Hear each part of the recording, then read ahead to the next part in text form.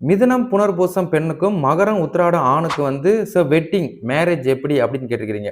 இப்போ வந்து நீங்க எப்படி அப்படின்னு கேட்கும்போதே வந்து நீங்க ஒரு 4 ஜோதிடரை வந்து கண்டிப்பா வந்து பார்த்திருப்பீங்க. ஸோ அப்போ அவங்க வந்து உங்களுக்கு கண்டிப்பா சொல்லியிருப்பாங்க, ரஜ்ஜு பொருத்தம் இல்ல. இதுல வந்து மேஜரா மாங்கல்ய பொருத்தம் இல்ல. ஸோ திருமணம் பண்றதா இருந்தா, ஸோ சில பல விஷயங்கள்லாம் இருக்குது அப்படின்னு சொல்லியிருந்திருப்பாங்க. ஸோ அப்ப மேஜரா உங்களுக்கு நான் டபுள் செக் பண்ணதுலயே வந்து உங்களுக்கு வந்து ராசிக்கு நட்சத்திரத்துக்கு பொருத்தம் இல்ல. மேஜர் ரஜ்ஜு பொருத்தம். ஸோ அப்ப நீங்க விருப்பப்பட்டுட்டீங்க அப்படின்னா ஒண்ணும் சொல்றதுக்கு இல்ல. விருப்பம்னா காதலிச்சுட்டீங்க அப்படின்னா, உங்க 2 பேரோட ஜனன ஜாதகத்த ஃபர்ஸ்ட் டபுள் செக் பண்ணிக்கோங்க. ஜனன ஜாதகத்துல வந்து ஆயுள் பங்கம் எதுவும் இருக்குதா? வேற ஏதாவது புத்திர தோஷம் பெற்றிருக்குதா? இல்ல வேற ஏதாவது ராகு தோஷம், செவ்வாய் தோஷம், காலசர்ப்ப தோஷம், கலசர தோஷம் ஏதாவது பெற்றிருக்குதான்னு ஃபர்ஸ்ட் டபுள் செக் பண்ணிட்டு, அதுக்கப்புறம் வந்து உங்க வீட்டாளுங்கலாம் ஓகே, ஒத்துழைச்சாங்கன்னா திருமணத்துக்கு முயற்சிகள் பண்ணுங்க.